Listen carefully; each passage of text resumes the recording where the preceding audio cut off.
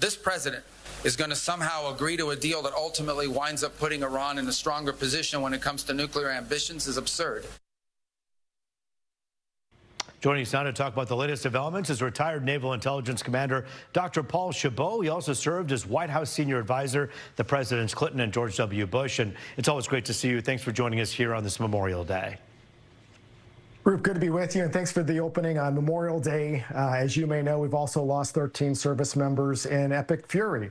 And so a lot of veterans at home are thinking about the families that lost those recently. And so Memorial Day is a critical day as we think of them, but many veterans also think about this deal, what this means going forward. We always want to leave places in a better place than when we found it. The vacate of Afghanistan sent a really negative message, many veterans feel. So deals going forward have got to be of the right apparatus that strengthen our resolve and intend to represent those that have lost their lives going forward in a true deal that makes absolute patriotic sense for why we went in the first place. Well, let's talk about the reason that we went in the first place. So many folks in the administration have made it very clear that there are some pieces and parts of this deal that they really want Iran to stick with. And one of those pieces is opening the Strait of Hormuz. I know Iran says, hey, lift those blockades. And then America says, great, we'll lift those blockades.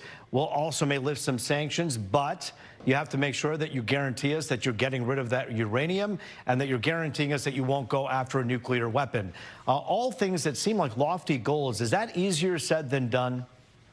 Absolutely. So as we speak, negotiations are still going on in Qatar. No deal's really been finalized. There's been conflicting reports from both Washington and Tehran. This alleged 60-day deal is really more of a framework. It's not a peace treaty. In short, it would extend the ceasefire to create what could potentially be a deal. As you mentioned, the sticking points are opening up the Strait of Hormuz. The U.S. would ease potential sanctions on Iran. Iran would surrender their uranium enrichment and then enter into long-term negotiations. Now, there is some good news the last 24 hours where Iran is signaling that there's been progress that has been made, but there's really no imminent decision yet on their end. Iran is not going to just give up their enriched uranium. They have said that consistently. So the details in what is allegedly a 14-point memorandum of understanding is still yet to be displayed for full view of those of us that would like to analyze it. Another thing that I think is important to note and perhaps question is how much we can trust this administration, this regime, talking about Iran, of course. How much can we trust when they say, hey, fine, we'll agree to those things? None of these 14 points can be immediately binding points that can just be made and then the results of which can be seen. These are things that will take time.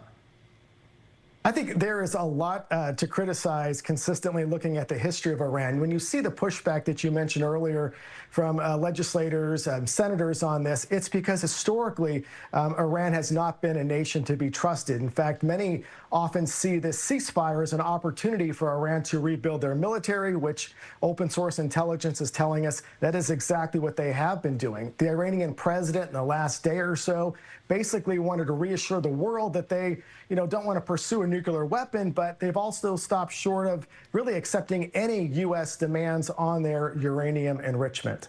What do you make of the potential for lifting the sanctions and removing the blockade? Those are two things that even some conservatives out there have really put a big question mark on, saying, why are we going easy on this country? Yeah, so right now, Iran really is put back on their heels. They're losing about $435 million per day. They have billions that are locked up, that have been locked up through U.S. efforts over the years. And so to Iran, it's to their advantage to delay, but they also understand that the Strait of Hormuz is causing significant turmoil here at home and abroad. With the elections coming up here in November, President Trump's numbers underwater right now. Those are concerns for, I think, the policymakers. We don't want to give up, in a sense, on the Republican side, just have potential ease room in an election. At the same time, we don't want to make this situation worse by how we entered it. And that really is the big concern is, allowing Iran to strengthen by delaying, which they have a history of doing, and ensuring that that does not happen. The Abraham Accords is a very interesting concept that Trump pushed out late in the day today. And remember, about 4 United Arab Emirates regions around there have signed on.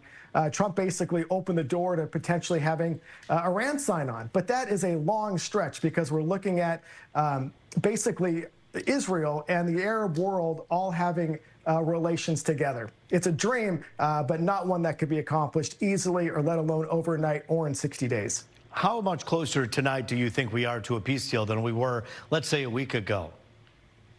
I feel a little bit closer only because of some of the more positive remarks that have come out of Iran. Look, they have basically said that there has been progress. That is their word in quotes, progress in these negotiations. They're no longer in Pakistan, they're in Qatar, so it's a new country. There's some new players potentially that are operating on these negotiations. And I do feel more optimistic today than I did a week ago because Iran is signaling some more positive language. But again, historically, this is what they do. They go right up to the line and then they back up, and then the difficulty is always about trust. You know, outside of some Iranian Americans and some Iranians we've spoken to here in Detroit, almost everybody else is looking forward to an end to this conflict, to bring, of course, all of our folks home and to make sure that the entire world is safer. We'll hope for that all together on this Memorial Day. Dr. Paul Chabot, great to see you. Thanks for joining us here tonight on The Pulse. My pleasure. Thank you.